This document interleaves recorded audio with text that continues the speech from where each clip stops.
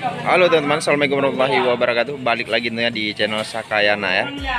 Channel yang khusus membahas tentang perikanan, kelautan. Tentunya sangat menginspirasi buat teman-teman sekalian. Untuk di malam hari ini kita sedang berada di TPI Ujung Blang ya. Kita lihat tangkapan nelayan cukup luar biasa, tumpah ruah untuk di malam hari ini. Ini dia ikan jurubo. Ikan jurbo, ini sebutan dari warga lokal Aceh sekitar ya. Luar biasa, cukup banyak tangkapan nelayan untuk di malam hari ini.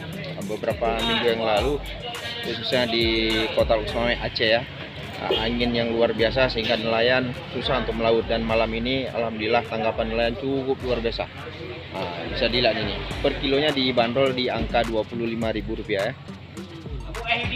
Ini contoh barang nih ya, kita bakar maupun di sambal apapun lah, pokoknya mantap ini. Bagi teman-teman yang berminat mencari ikan yang segar, boleh langsung datang ke TPI Ujung Blang, Kota Luxmame Aceh. Ini dia, luar biasa.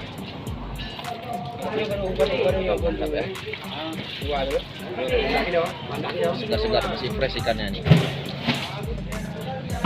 Terus dukung channel Sakayana ya, bagi teman-teman yang ingin mengetahui seputaran dunia perikanan.